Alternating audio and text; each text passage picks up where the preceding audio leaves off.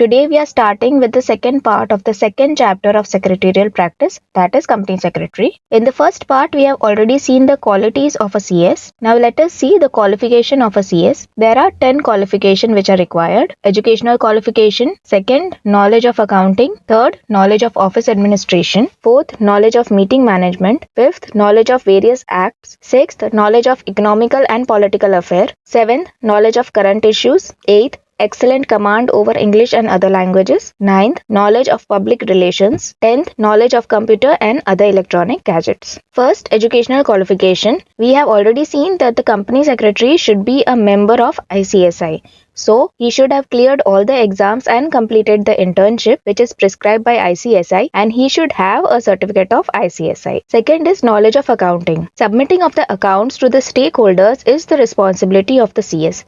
He has to submit the accounts within the prescribed time period. To submit the accounts within the time period, it is important to prepare the accounts on time and also to get it audited within time. A CS can do this only if he has a basic knowledge of accounts. Next, the CS should have the knowledge of office administration so that he can effectively resolve the problems which arises in day-to-day functioning. He should be able to delegate his work, distribute the work, and coordinate the work between various departments. Next is knowledge of meeting management. Meeting management means performing various activities related to conducting of a meeting. For example, issue of notice, preparing agenda, noting the minutes, observing various rules and regulations regarding quorum, proxy, voting rights, etc. The CS is required to arrange various types of meetings, including the board of director meeting, shareholders meeting, creditors meeting, etc. So, to conduct all these meetings, the CS should have adequate knowledge of meeting management. Next, the CS should have the knowledge of various acts. An important part of the work of the CS is to guide the top management about various rules and regulations. For this, first the CS should be aware of the various acts like Indian Contract Act, SEBI, Sale of Good Act, etc. Good knowledge of these acts will help the company to prevent legal hurdles. The CS should have a knowledge of economical and political affairs. The company and the stakeholders are part of a society, and thus they are affected by the economic condition and the political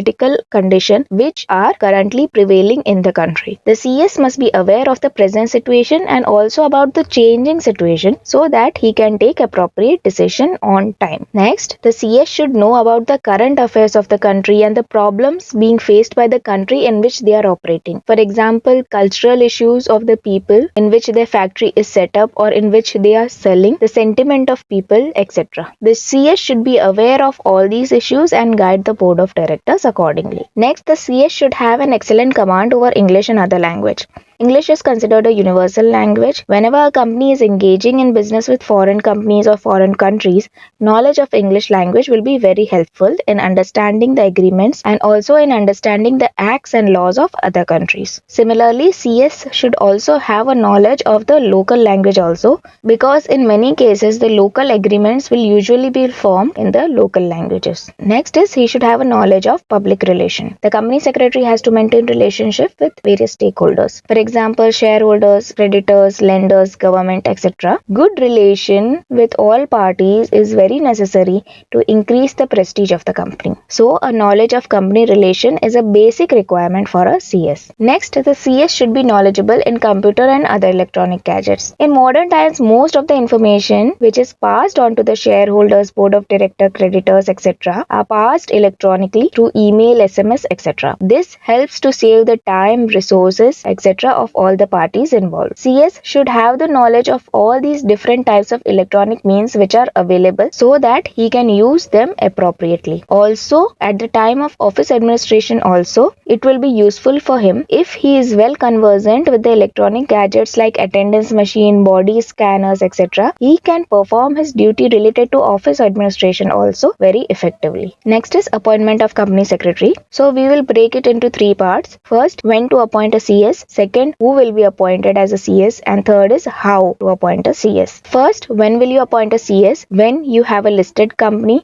And second, when you have a public company having subscribed capital of more than 5 crore, it will be compulsory to appoint a CS. Next, who will be appointed as a CS? First, only living person, that is individuals, can become a CS. Partnership firm, company, association, etc. cannot become a CS. Next, he should be a member of the Institute of ICSI. Next, he should be a person who can enter into a contract. That is, he should not be of unsound mind, he should not be insolvent, and he should not be a minor. Now, how will you appoint a CS? First, a resolution will be passed by the board of directors in their BOD meeting. In this resolution, the agenda should contain terms and condition of appointment, remuneration of the CS, membership number of the CS, etc. Next, a willingness or consent letter has to be taken from the CS. It has to be signed by the CS. In this willingness letter, he will agree to become the KMP of the company. Next, with the ROC, you will be required to file two forms. First, form MGT 14 and next form MR1. MGT 14 is a form which is to be filled when passing certain resolution in board meeting, shareholder meeting, etc. Form MR1 is the form which is required to be filed at the time of appointment of KMP. MR1 has to be filed within 60 days from date of resolution. Whenever you are filing MGT 14 or MR1, you have to give the copy of resolution passed by the BOD and the willingness letter as an attachment.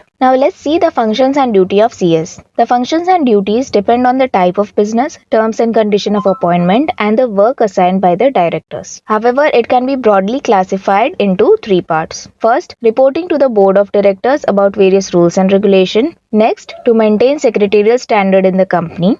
Secretarial standards are standards which are prescribed by ICSI. These standards are a set of principles which are used for conveying meeting and other related matters. These principles create a standard for corporate governance practices across all the companies. Next is the CS has to perform any duty which has been prescribed by the law. Now let us see the duties of a CS. The first duty is to guide the board of directors in the performance of their duty. Second is to arrange the board meeting, annual general meeting and other meetings and to prepare their minutes. Third, if an act requires the specific permission for a certain matter has to be taken, then the CS should make sure that the required permission or the required resolution has been passed. For example, the dividend can be declared only in the annual general meeting. But the procedure is that first the board of directors will propose the dividend in the BOD meeting and then the same will be approved by the annual general meeting. So here the CS has to ensure that the proposal has first been placed in BOD and then the same has been approved by AGM before the distribution of dividend. Next, to represent the company before various authorities. Next, he has to help BOD run the business, that is policy implementation. Next, he has to guide the company in following good corporate governance and best practices. Because he has been specifically trained about corporate governance by ICSI, so it is his duty to guide the company in these matters. Next, the CS has to perform the duties mentioned in the Companies Act. Next, the CS has to perform the duties specifically allotted by the board of directors. So let's see the duties one more. First, guide the BOD.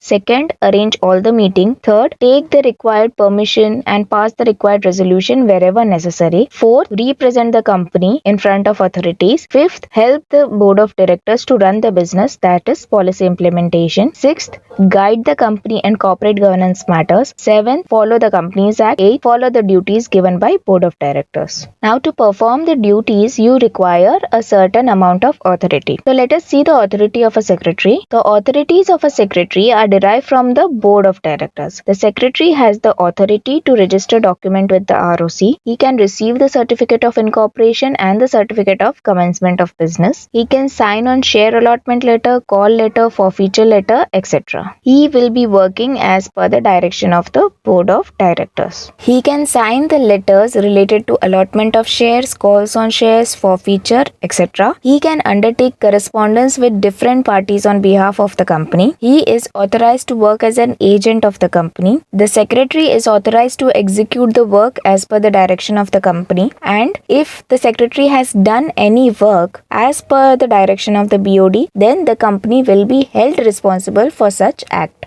So let's see the authority once again. First, the authority to register the documents with ROC. Second, authority to look after and control various departments. Third, authority to sign the letters related to allotment and forfeiture and calls of shares. Fourth, authority to undertake correspondence. Fifth, authority to work as an agent of the company. Sixth, authority to execute the work as per direction of BOD. And Seventh, any authorized act done by the secretary will be considered as an act of the company and the company will be held responsible. Next, let's see the limitation of the authority of the CS. Now, the authority of the CS is only limited up to the power allocated to him by the board of directors. Secretary cannot convey meeting on his own. That is not a decision which can be taken by the CS. The CS cannot borrow money on behalf of the company. CS can draft an agreement but cannot enter into an agreement on behalf of the company. CS cannot make policy decision. He can only guide the BOD, but he is not authorized to make those decisions. In case the CS performs any of the above activities, the company will not be responsible for such ultra vires act.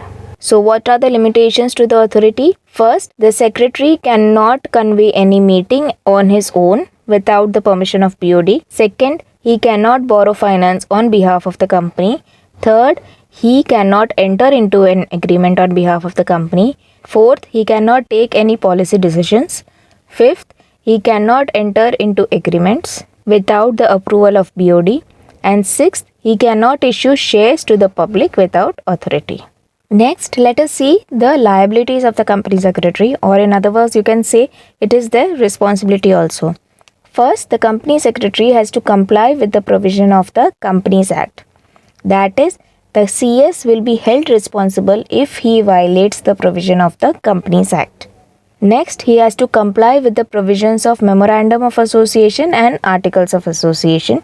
Next, he has to register relevant documents with the ROC. If the CS does not submit necessary documents to the ROC in the specific time, then the CS will be held personally responsible. The CS will be personally held responsible if he misuses the power, and he is punishable either with a fine or with imprisonment. The CS will be personally responsible for any ultra vires act, that is, if he performs any act which has not been authorized by the board of directors, it will be considered as ultra vires and the CS will be personally held responsible. He will be held responsible if he misappropriates funds or he performs a fraud. If the CS is negligent towards his duty and because of that the company occurs any loss, then the secretary will be held liable for such loss, and it is the responsibility of the secretary to reimburse the company or to pay the amount to the company. In case the secretary does not perform any duties relating to meeting management or he does not note the minutes properly, then he will be held personally responsible for these defects.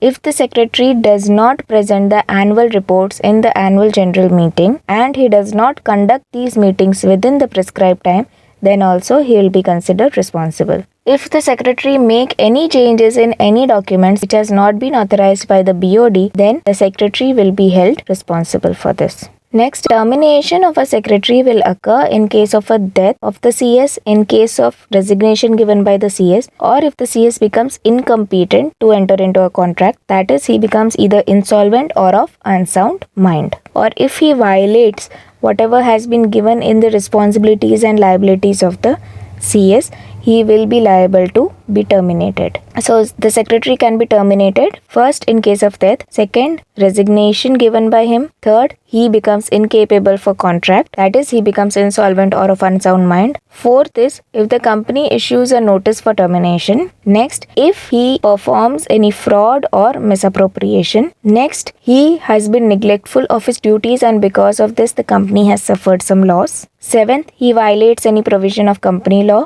next is also a form of fraud if it is found that the CS has been making a secret profit by selling the secrets or by selling the information about the company, then he can be terminated. Next is if the company goes into liquidation or he winds up, that the secretary can be terminated. The CS is very significant or necessary personnel of the company. The CS is the link between shareholders and board of directors. In a company setup, the ownership and management are separated. The shareholders are the owners where the BOD are the management. So here the CS becomes a link between the owners and the management, that is the shareholders and the BOD. Also CS becomes a guide for the company because he has a vast experience and knowledge of various laws and about various prevailing political and economic conditions. We have already studied that CS will be a guide to the BOD in the policy formation. He will also maintain relation with various stakeholders like banker, auditors, government, etc. Ultimately, the CS is responsible to increase the credibility of the company. So with this, we complete our second chapter. In the next session, we will be starting with our chapter 3, that is incorporation of the company.